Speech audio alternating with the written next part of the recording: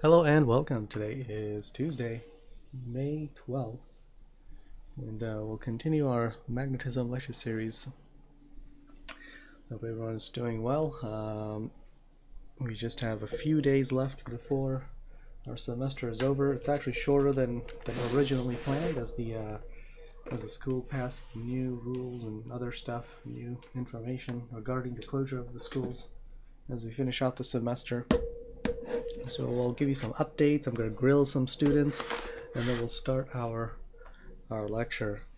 Updates. There's no real like a traditional finals week schedule like we normally have had in the past. So the last 2 weeks are actually more like Q&A and support week rather than actually doing assignments week. So as you know, you have Seneca learning assignments. So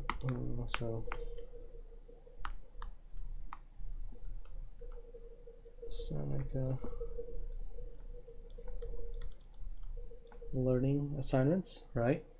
And as stated, part of this will be used as a part of your final grade in the class. So we would, out of all five of the assignments, there will be some sort of aggregate score.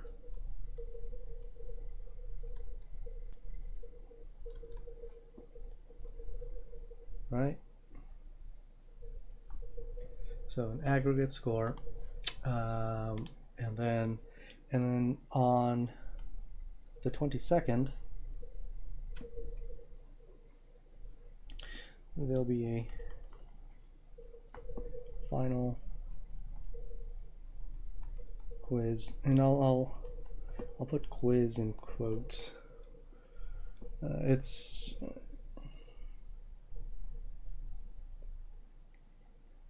there we go, because it'll be used as your semester 2 final.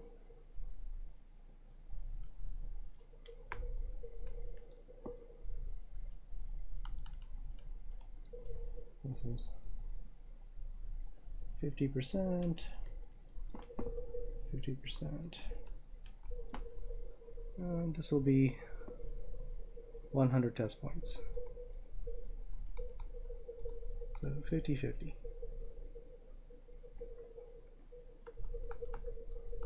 Okay, so Seneca Learning aggregate score 50%. The final quiz is on the 22nd. On the 22nd, which is worth another 50%, and that'll be it. So after the 22nd, it's all over, pretty much done. So I won't see you anymore after the 22nd. So no more streams after the 22nd, no more new content after the 22nd. You could always hang out if you want, and you want to do stuff like I might stream on the weekend or something if I have time. I don't know if I'm gonna have time, but maybe we'll do like a game stream or a movie stream. I don't know if I find the time, but that's in the future. But anyway, as far as the class is concerned, after the 22nd, it's all over. What about last day of school? Nothing. It's all over. So the 22nd is your date. After the 22nd, senior laptops and everything will be, the week after. You will start collecting all the laptops, all the books, etc. So you should get an email from the school telling you how that's going to work. Okay. So yeah, so here's your basically your schedule. I would get the assignments done as soon as possible. Speaking of which, I'd like to run through the assignments. Actually, run through what is going on with the assignments. It seems that a lot of you have actually made your account and enrolled into the class, which is great. There's still like a few of you who have gone through the cracks somehow and haven't even created an account yet for your Seneca Learning.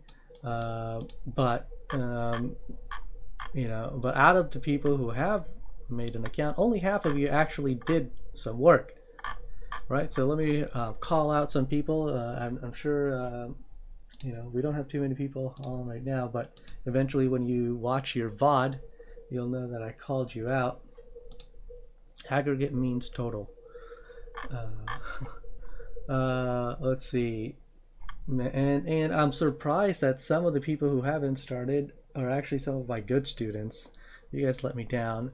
And then there are some who I'm not surprised. But those students need an extra push, it seems. You know, this was assigned a week ago. You had an entire week and you have 0 seconds, meaning you spent 0 time whatsoever on the assignments. So let's see, Joshua, Maddie from period 5, Garrett, Alyssa, Devere, Victoria, Gergo, Caden, Reed, Sebastian, Kyle, Angela, Jaden, Arian, Maya from Maya F, Maddie from period 1, Timmy, Alan, Mr. Procrastinator himself, Mr. Allen, Kelly, Tyler, Bryant, William, Arthur. Wait, not Arthur. A2 Brutus. Arthur. Arthur was one of my good ones. Georgia. Wait a minute. Georgia, you signed up for AP Physics 1. You can't be procrastinating like this. Sarah. Wait, Ariana? No, not Ariana. Where's your friend, Ariana? If you're watching, Ariana, you know, make sure you tell your BFF Francesca to actually make an account. I don't think she has an account yet. But anyway, those of you who I named, you guys are on my bad student list. So get out of the bad student list by doing your work. Yeah, you should. You should tell Devere. Devere is on the bad student list.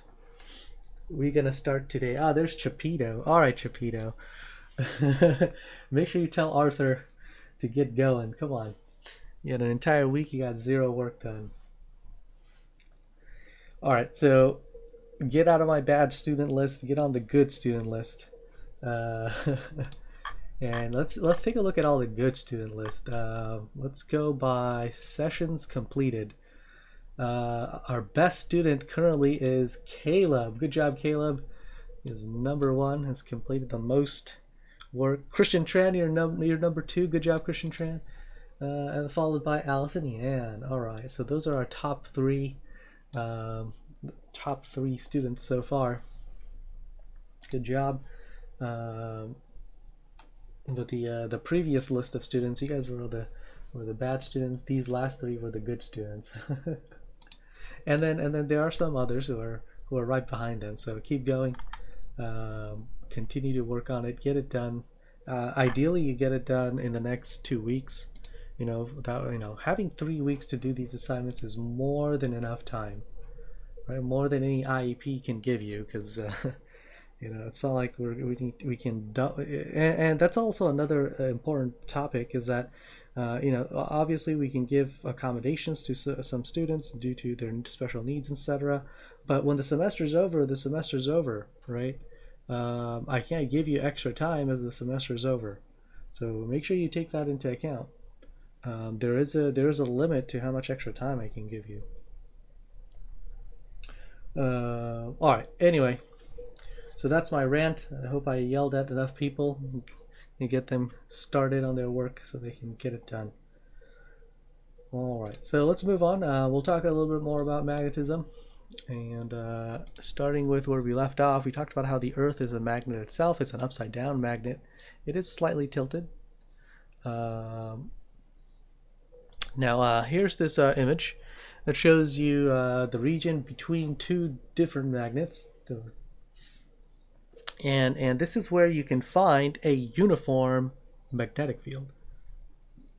You'll see that as you go towards the edges, it kind of buckles, so we'll ignore that effect. So as you see on the left side and the right side, it's a little curvy, so we're going to ignore that fact. We're just going to concentrate in the middle. So in between 2 magnets and near the middle, you get something known as as a uniform magnetic field, right? Recall that magnetism.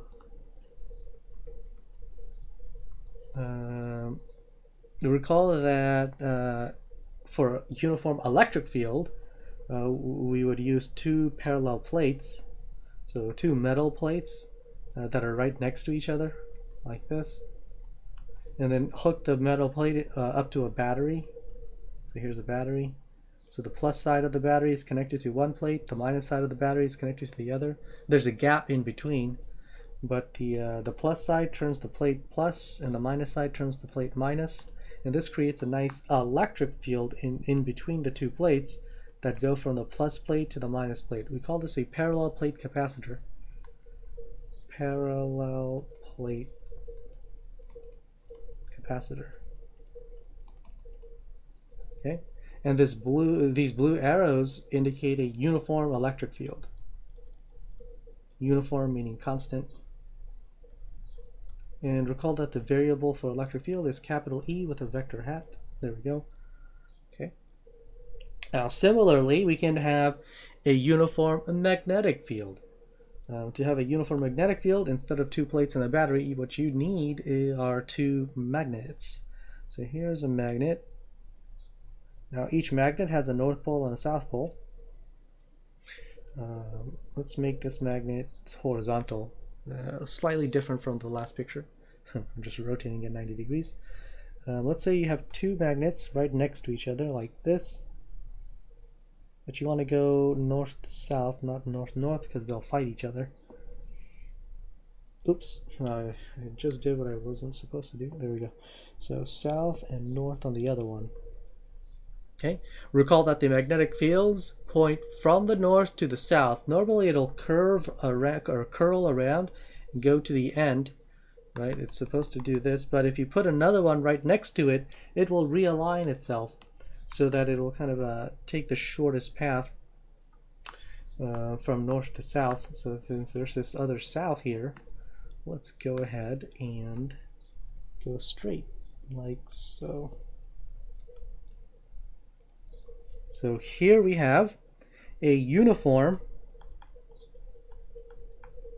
magnetic field. Magnetic field. Okay. Anyone know from their reading what the variable for magnetic field is? Chat, help me out. What is the variable for the magnetic field? E was for electric field. E electric. What is the variable for magnetic field?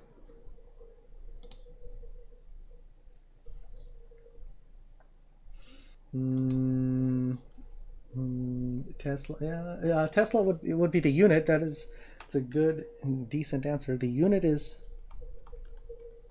units are Teslas. Tesla. Oops, I'm writing units twice. Tesla. T, that is true. Well, what is the there we go. It's capital B, and typically we use the little vector hat as well. So this is the variable.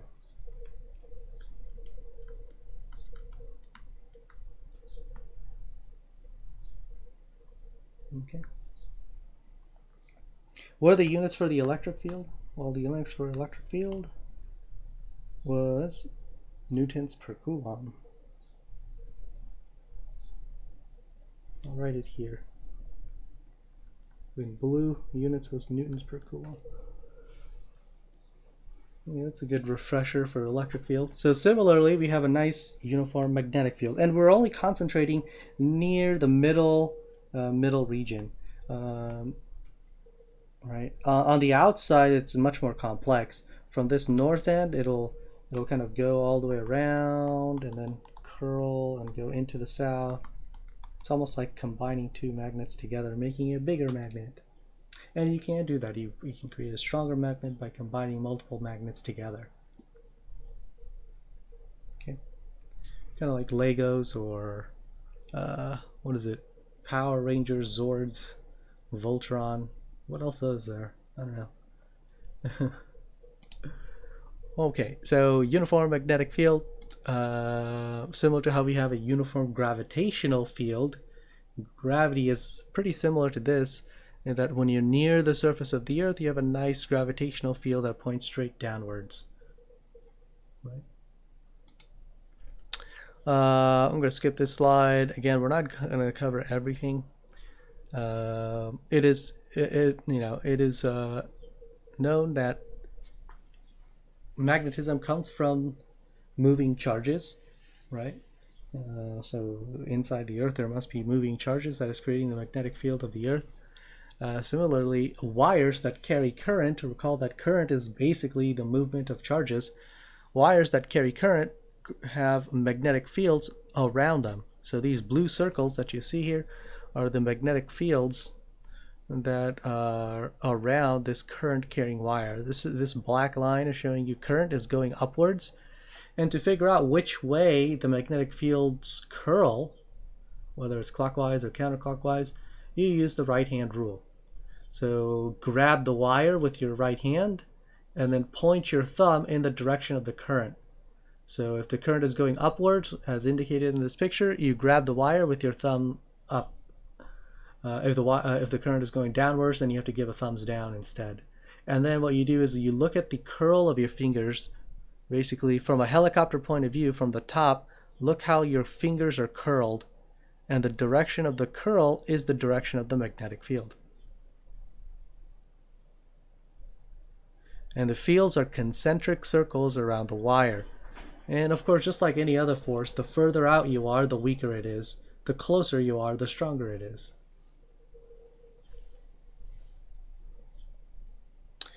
Okay. Now, if you have a wire and then you turn the wire into a loop, so now we have a wire that's been turned into a loop, and a looped wire actually looks almost like a bar magnet. Okay, the magnetic field lines curl around. Okay, they go from one direction and then curl around and go into the other direction. And that's why, in front of this loop right now, we have a north pole. The pole is not a physical entity at all. It's just a region of space where the magnetic field lines are coming out. Okay, so since the arrows are pointing outwards on this left side, we're going to say that this here is a north pole, and then as it curls all the way around, goes all the way around and goes into the hoop here, this side, the opposite side of the north pole, must be the south pole. Similar to this bar magnet. Notice how it comes out of the north, it curls around, and then goes into the south pole. Okay, so this wire was looped around. Take a look at the current. It is in 3 dimensions, so this is in the YZ plane. So out of the board, into the board, and up and down. So here's this loop. It goes all the way around, curls around, and then goes back down again. So at every point, you can actually grab the wire. Remember, your thumb has to point to the direction of the current. So if you, let's say you grab it right here, this is the front face, meaning this face of the loop is coming out of the page. It's in 3 dimensions. Imagine the loop is, this side of the loop is hitting your nose coming out of the screen. Okay? And so when you grab this wire with your thumb pointing up, you'll see, of course you want to grab it with your right hand, you'll see that your fingers, as they curl, the fingers point to the left on the inside of the hoop. And that's how we get these arrows pointing left. So on the inside of the hoop, similar to the inside of a magnet, the arrows go from south side to north side, and then on the outside of the hoop, it goes from the north side to the south side. Okay, and one loop is not good enough to make the magnet stronger. Similar to combining a bunch of magnets together, what we could do is combine a bunch of loops together. So if you have many loops, it actually strengthens the magnetic field that is inside the loop. We call this a solenoid. A solenoid combines many loops of wires, creating a strong magnetic field. Inside this solenoid, the middle here, on the inside of these loops, we have another uniform magnetic field. So there are 2 locations for uniform magnetic field. Between 2 magnets at close proximity, near each other, near the middle, not the sides. We have a nice uniform magnetic field. And then this solenoid, which is a loop of wire. So if you actually take any of your cables down, probably below your feet or whatever, wherever you have your cables, your electrical cables that plug into your computer, if you actually, wind them into a loop, that's creating a magnetic field, right? So that's why you don't want your wires to be in loops. You need to do some cable management, use zip ties and scrunch them up, and make sure there's no magnetic interference. Now, based on the current, of course, it's not going to be that strong. The more current you have, the more charges flowing in through this wire, the stronger the magnetic field will be. Okay. And then when you stick an iron rod or some sort of iron material inside, you turn a solenoid into an electromagnet. So a solenoid is just a wire, and you loop it around many times. Okay. And to get an electromagnet, what you do is put some iron in the middle. Now, iron is a material that can realign its domains. Remember those domains I was talking about? They're regions inside a material where the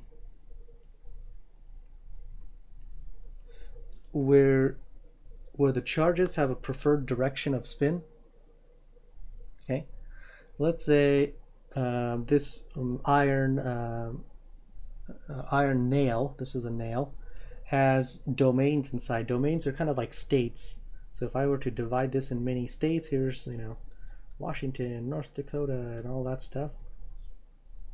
They're just regions inside.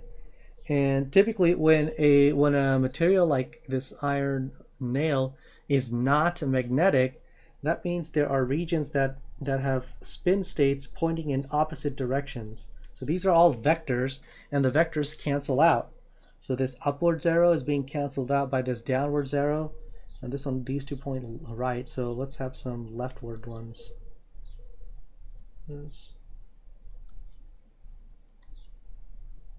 So all these are kind of all over the place, and they cancel each other out, giving you a net result of 0. So typically an iron nail is not magnetic at all. However, when you bring it close to a magnet, you can actually pick the iron nail up. That's because when you bring this nail next to a magnetic field of a bar magnet, let's say, you actually rearrange these domains so that the arrows point in the same direction. So if I were to bring a magnet, so let's bring a magnet close to this nail. So here's my bar magnet with north side here and south side here. Remember, the magnetic field come out of the north like this. And go into the south, Okay, so as it's coming out, this direction is going to force some of these arrows to change direction. Whoa. So everything that is pointing upwards will now change direction to downwards. Okay. So now the iron has a preferred direction of spin, downwards, similar to the magnet above, and so based on this this similarity, it is now attracted to the bar magnet. So that's how magnetism works. We pick stuff up with magnets by realigning the spin states of the charges inside of the atoms, and the realignment of the spin states kind of models what magnets have inside of their own atoms. Right? Magnets, by nature, permanent magnets, have domains that are all lined up. A weaker magnet is basically one that has domains that are pointing in different directions, and the vectors kind of negate each other. A strong magnet would be where all of the states, all of the domains are pointing directly in the same direction, or directly in the same direction. All point in the same direction, and therefore it is much stronger. And what you could do is use stronger and stronger magnetic field lines to realign domains, make them straighter and straighter to force magnets to strengthen. So if you have a weak magnet and you want to remagnetize it, what you do is you put it next to a stronger magnet, and that stronger magnet will potentially, realign the domains and then reactivate or strengthen the weaker magnet and make it stronger. All right, so what we're doing now, instead of putting it next to a bar magnet, let me take my nail. Okay, we're going to put this nail inside of a solenoid. So a solenoid is a loop of wire. Let me use blue.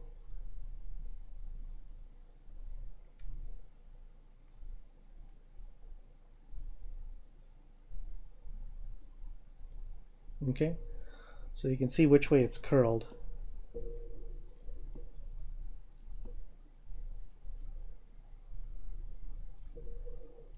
Okay, so this indicates that the curl is on the front side, and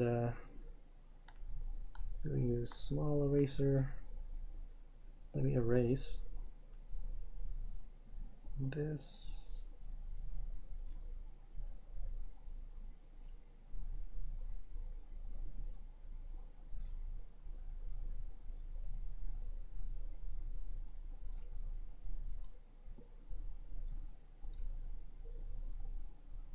There we go. Now you can tell it's, oops, almost. You can tell it's 3D. And this is supposed to be over. Okay. So this is over as it goes, and then under, and then over, under, over, under, over, under. Okay. And let's say the current is going in this direction. We have current flowing to the right here. So current's going in, so through this direction. And then on the back side, it's going left. On the front side, it's going right. So front side going right, back side going left. Front side going right, back side going left, front side going right, back side going left, and then it goes this way. Okay. So if I use my right hand rule, I have to grab, oh man, I did it opposite. Well, too late. So I grab my wire with my thumb pointing right on the front side. This shows that the fingers are curled on the inside. Again, this would be this would be a question like on in an AP class, and not necessarily in an honors class. So again, most of this stuff is just for knowledge in case you take a class in college, really.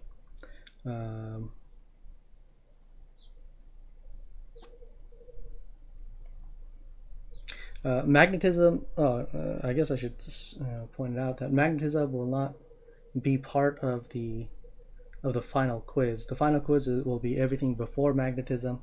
The Seneca learning stuff from magnetism is the only magnetism stuff that's part of your final score. Alright, this would create a magnetic field that points outwards, so let's draw the magnetic field. Pink. The magnetic field goes out like this, and then in through the solenoid. Out, and then in through the solenoid. Okay, so if you go back to your PowerPoint, let's go back to the PowerPoint, you can see how they go in from the left because the current is going down in this case. And so you grab the wire with your fingers down, you'll see on the inside of the loop, your fingers point to the right. And so the arrows go towards the right. And the way it comes out is the North Pole, and the way it goes in is the South Pole.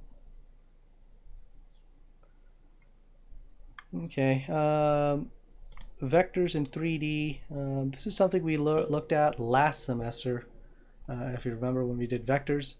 If you want to do vectors in the z-axis, you use the concept of an arrow.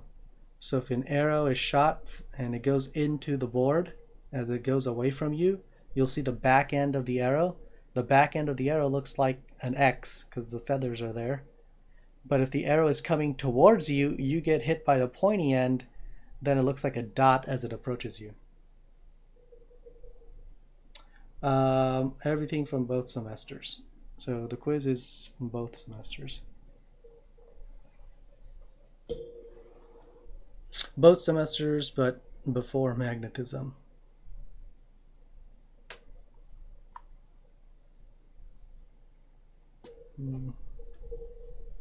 That's a good question. So, quiz.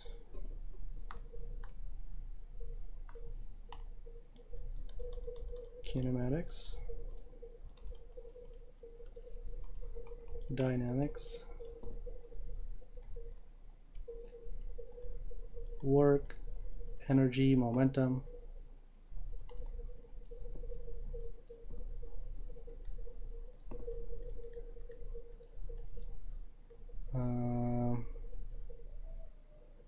Circular motion.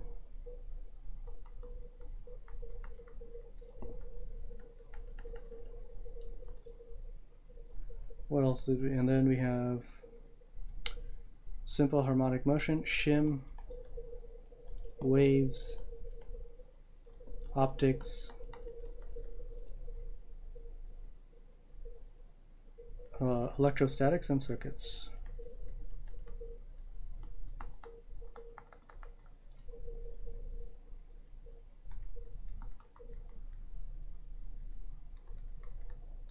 Only. So that's it. So the quiz is kinematics, dynamics, work, energy, momentum, circular motion, simple harmonic motion. Shim was the pendulums and spring mass system that bobble up and down. It's actually part of our waves unit, really. But we had like sound and stuff in waves. Sound waves. Optics was like electromagnetic waves and lasers and bouncing from mirrors. Electrostatics and circuits. So that's your quiz stuff, and then Seneca Learning is the rest.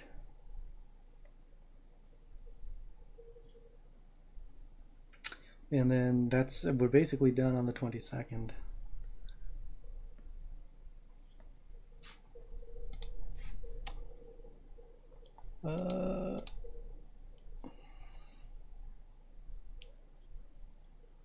Force on electric current in a magnetic field. All right, so turns out that because wires have magnetic fields around them, when you put the wires that are carrying current in a magnetic field, an external magnetic field like this horseshoe magnet, what you get is a force, a magnetic force, similar to how two magnets can repel or attract each other.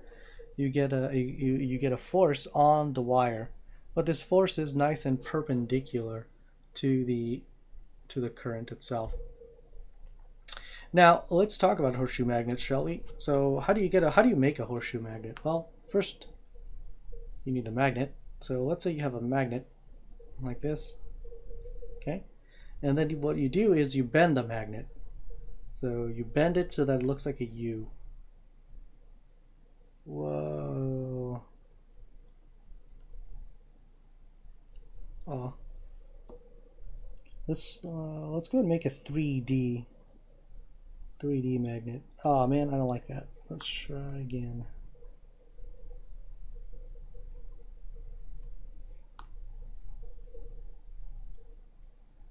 Okay, you ready to draw 3D? So how do we make this 3D? So you do a bold block letter U, right? So to make it 3D, you start with some diagonal lines. So let's draw some diagonal lines. One over here, 1, 2, and all these diagonal lines have to be parallel to each other. 3, 4.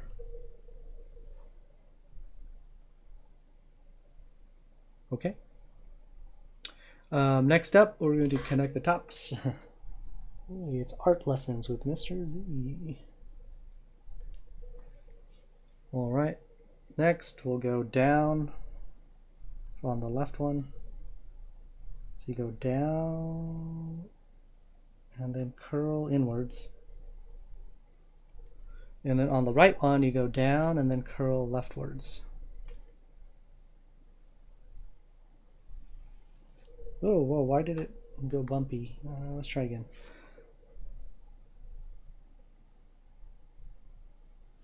Oh, I missed. I don't like that. Let's try again.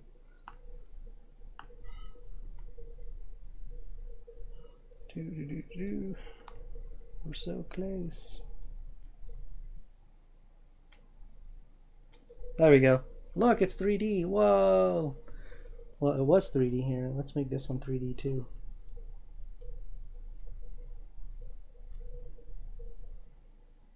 All right. So here's my bar magnet, and now we have a horseshoe magnet.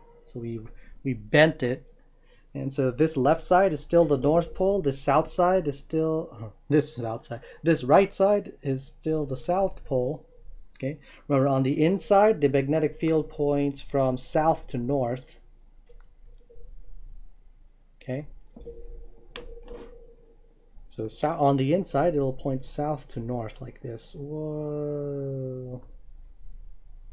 Whoa. But on the outside, it goes north to south. Whee. Whee. And so by bending it, it's going to find the shortest path from north to south on the outside, so it points straight to the right. And so horseshoe magnets are nice. Why do we bend magnets and turn them into a horseshoe? Well, it's because here at the top, we have a nice uniform magnetic field. So here's a third type, or third place where you can find uniform magnetic field. It's just this small region near the top. Of course, the further out you go, the bendier it becomes, and it's not very uniform.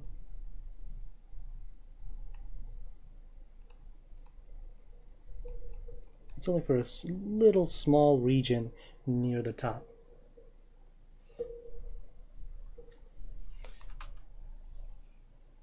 Okay. And you can see in the PowerPoint, so if you go further up, it curls. If you go further down, it curls. But somewhere in the top, somewhere in the middle, it's nice and straight. And so when you put a current-carrying wire inside a magnetic field, an external magnetic field, it feels a force. The force is equal to the magnetic field from the horseshoe magnet in this case, times the current that the wire is carrying. How do you get current? Well, the current is equal to voltage divided by the resistance of this wire. Now, of course, when you did circuits, we had ideal wires, and ideal wires have zero resistance, which is unrealistic. Real wires have some sort of resistance, so therefore every real wire has a little bit of resistance in it. So you can do whatever it is, you do voltage divided by that resistance, that'll give you the current. Usually, we do sine of theta, but if you can make sure that the current and the magnetic field is 90 degrees, then sine of theta is only going to give you a value of 1. So you can almost ignore. So this equation F bil, B-I-L, is great if you have things that are 90 degrees to each other. So B is the magnetic field, L is the length, I is the current.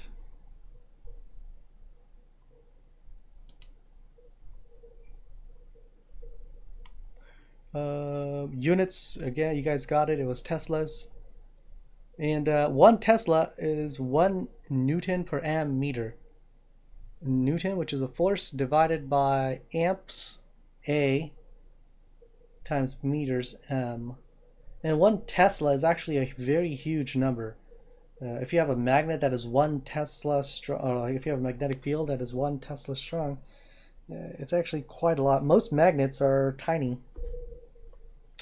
Like neodymium magnets, they're much smaller. They're like 1/100th or 1/1000th of a Tesla. So 10 to the minus 4 is called a Gauss G. So it's another unit. It's not SI. SI would be Tesla. So Tesla is the SI unit, the standard unit. Gauss is more like an American unit. You'll see this used because since Tesla is really huge, most things that we have readily available are very small, so we're using we count them in Gausses instead, and that's 1/10,000th of a Tesla.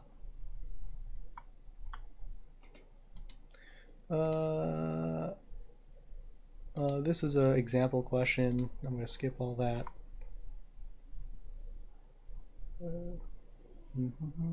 Let's see. How much do we have? Oh, quite a lot.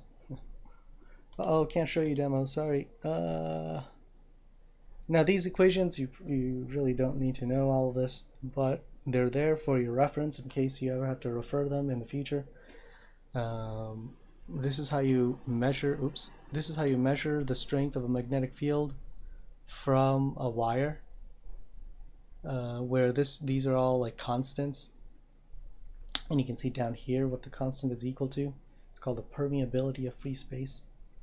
And this is showing you that when you have two wires that are carrying current, each wire will produce its own magnetic field, and that magnetic field will apply a force onto the other wire. Okay, so current 1 is going to produce magnetic field 1, and magnetic field 1 will apply a force onto wire number 2. And then wire number 2 will produce a magnetic field around wire number 2, and magnetic field number 2, which is from wire number 2, will apply a force on wire number 1, and vice versa. But Newton's third law still exists, right? So for every action there's an opposite equal reaction. The force on wire 1 is opposite but equal to the force on wire 2. In essence, based on the direction of the current, you can tell which way the force will be. So what you need to know is the conceptual stuff, not the actual equations. So if wires are carrying current in the same direction, so here in this top picture, we have current going up on the left one, up on the right one. When wires are carrying current in the same direction, the wires will actually attract each other. Okay, but if the wires are carrying currents in opposite directions, they will repel each other.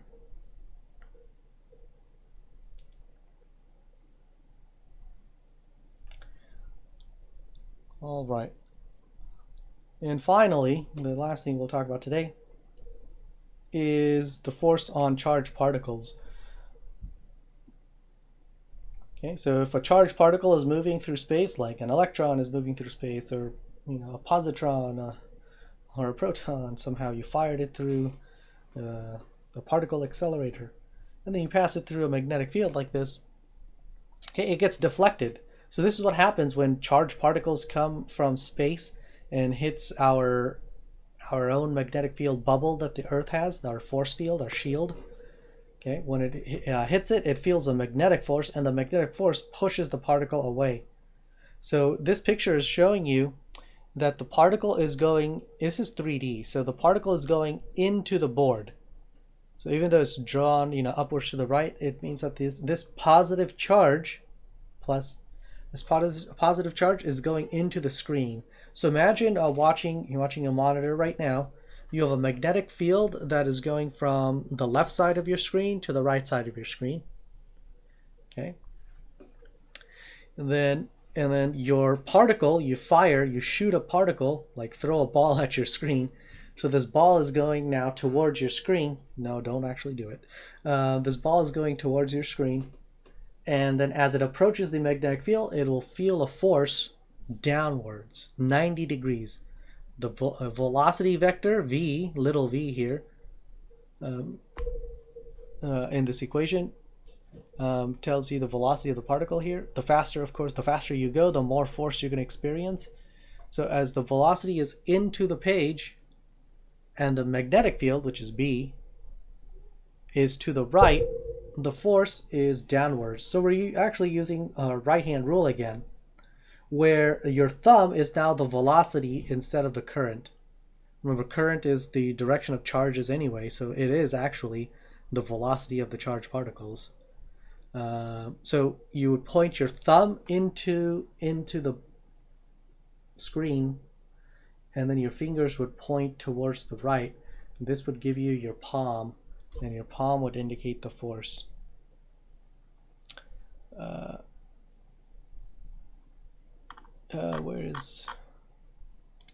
Here we go.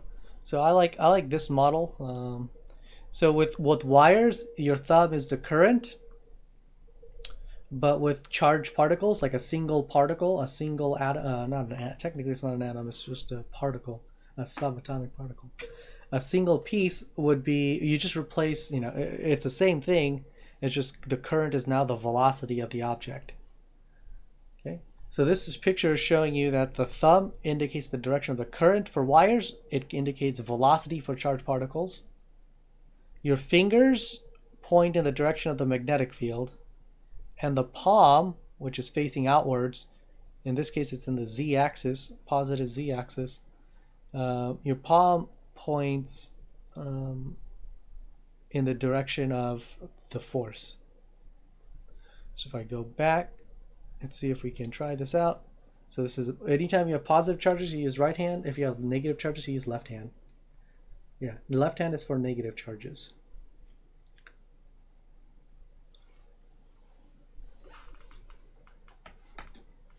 Okay, so thumb goes into the board, fingers point to the right because our magnetic field, remember the magnetic field goes from the north side of a magnet to the south side of a magnet. So the magnetic field in this picture is pointing to the right, and so our force is downwards. Let's see if I have another picture here. Boom. This one is a negative charge. Look how it says negative here. This negative charge would feel an upward force. Basically, if you have negative charges, you can treat it like a positive charge, get your answer, and then just say it's the opposite for negative charges, right? So flip your answer back upside down or something. Or you can choose to use the left hand. So you can use the left hand for negative charges. Again, the particle is going into your screen, so away from you. The magnetic field is still pointing to the right from the north side to the south side. So you would use your left. This is a little hard. Imagine like holding your left hand as if you're holding a tray or a dish. So your thumb is pointing into the page, your fingers to the right, and your force is upwards. All right.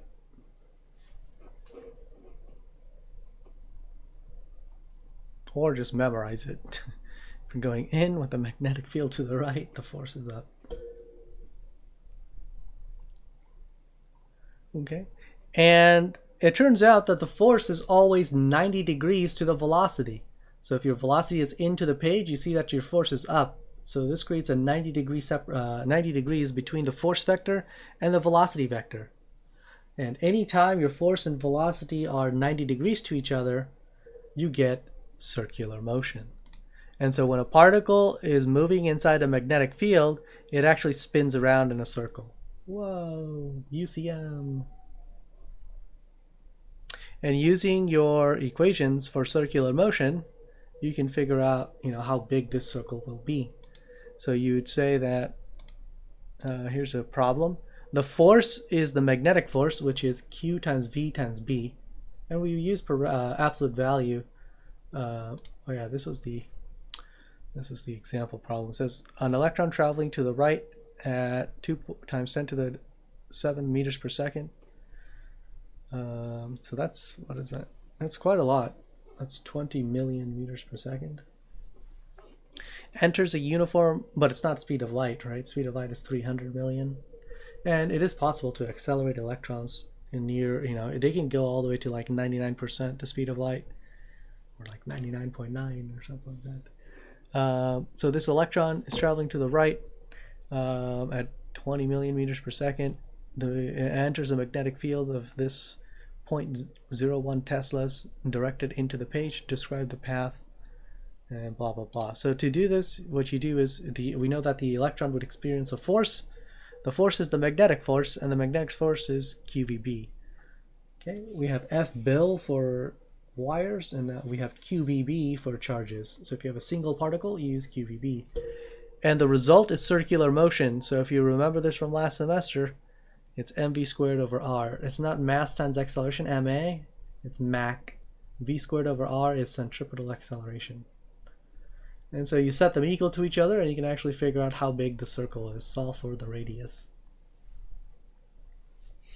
All right, so in conclusion, at least for the conceptual stuff that we do need to know, so here's some stuff you do need to know. Electric force and magnetic force are kind of two parts of the same coin.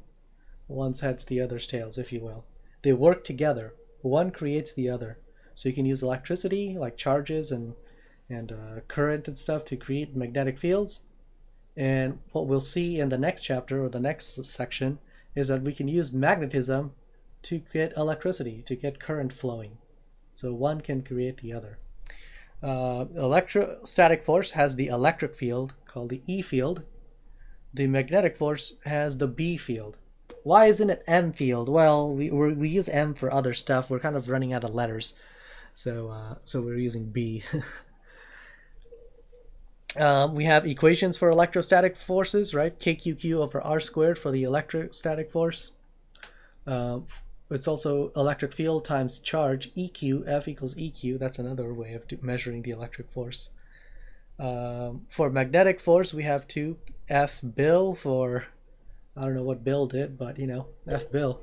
Bill for wires, and then QVB for charged particles. And now a little minor detail that could be important.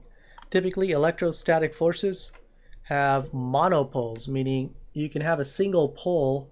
In this case, for electrostatic, it would be the charge itself. So you can have a single charge. Your charges don't have to come in pairs. And you can have just positive charge, or you can have just a negative charge. Whereas, classically, magnetic forces come in pairs, in that you have a north pole and a south pole always together. When you break a magnet in half, you just have smaller magnets. Okay, so those are all the, I suppose, the slight differences. But the similarities is that it's the same principal force. That's why when you send a wave, you fluctuate both the electric field and the magnetic field at the same time. So we get an electromagnetic wave. An electromagnetic wave is what we call light. So when a charged particle is moving through space, it actually shakes and vibrates the electric and magnetic field at the same time. And this essentially shoots off photons, light. Whoa, it all comes together. All right, and the other thing that is similar is the law of attraction. Right, opposites attract, likes repel. So north and north repel each other. South and south repel each other, similar to how positive and positive repel each other, negative and negative repel each other. But if you have opposites, plus and minus, or north and south, they will attract. Now you might be thinking, wait, what about the wires? Why is it same direction attract and opposite direction repel? Yeah, the answer to this is far more complicated. You would have to use this isn't about actual poles or charges, right? This is about direction of current. First of all, it's different. Second, what you need to do is actually use the right-hand rule for wires to figure out what the direction of the force is. So let's see if I can show you. Again, this is something you would probably learn in AP Physics C. Consider taking AP Physics C to learn more.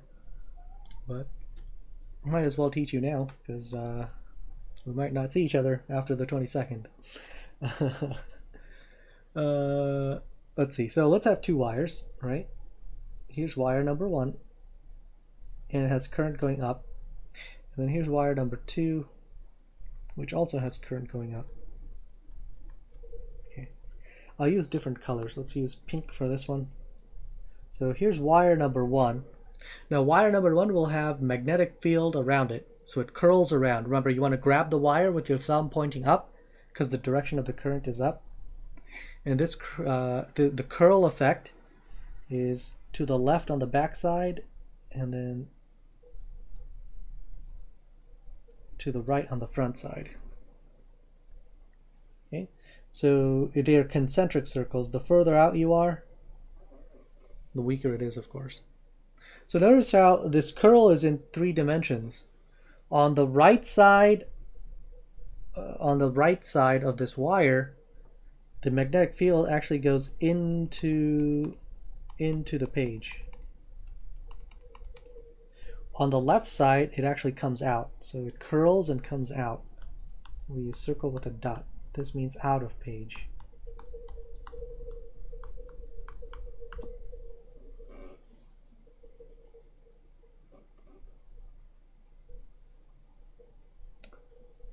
Right?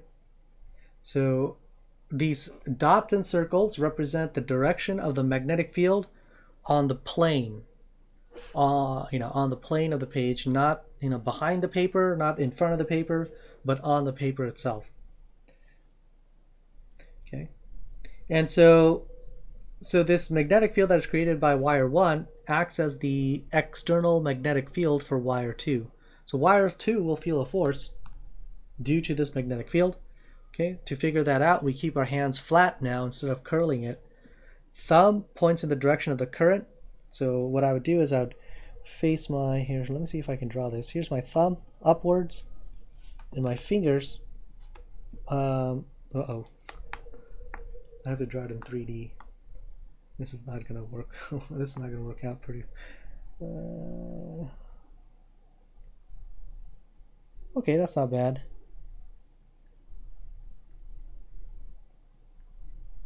So you have to draw your hand, or point your hand such that it is pointing into your screen.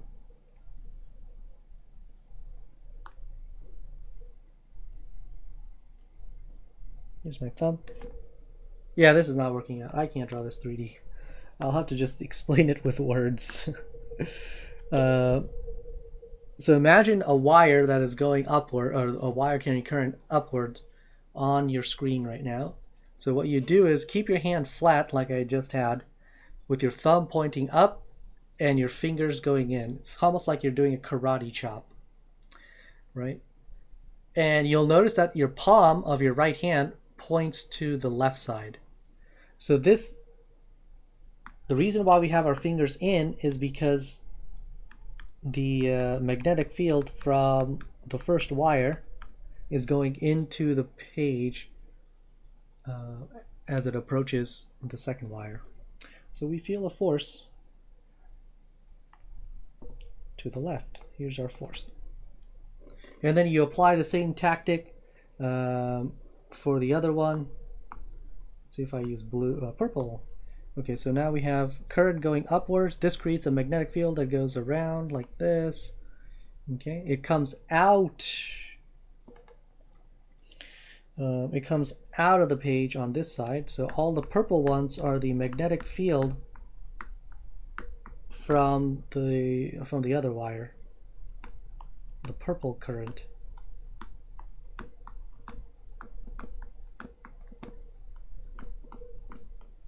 Again, this is some C content. And it goes into the page on the right side. We don't have to worry about the right side. So the purple stuff is the magnetic field from the second wire.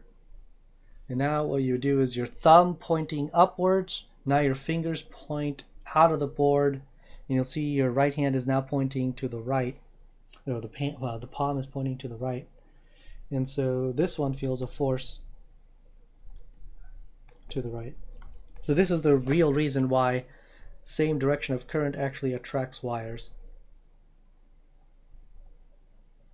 Okay. Here's a simpler explanation. It's kind of wrong, but whatever. It works. Here's a simpler explanation. All you do is you look at the magnetic field on the inside. You'll see that the magnetic field from the pink current, so the pink current has magnetic field going into the page on the inside, and the purple current has magnetic field going out of the page on the inside. And so you can see how they're opposite magnetic fields, and they will and you can say that, oh, opposites are attracting. Technically that's wrong. The real reason is because of the right hand rule, as we explained earlier. This is kind of a short way to figure out if it's going to attract or not. Alright, well, anyway, that was beyond the scope of this class. But again, as I said earlier, I'm going to talk about things that is beyond the scope of this class, of course. But focus on your Seneca learning assignments. Make sure you get that done. As soon as you're done with the magnetism unit, you're pretty much done with magnetism. As explained earlier, the magnetism will not be on the actual quiz final that we have. The final quiz will be on the 22nd. There's nothing else after this. So you have Seneca learning assignments and your quiz final. And that'll be end of Honors Physics. Thank you for tuning in. I'll see you next time.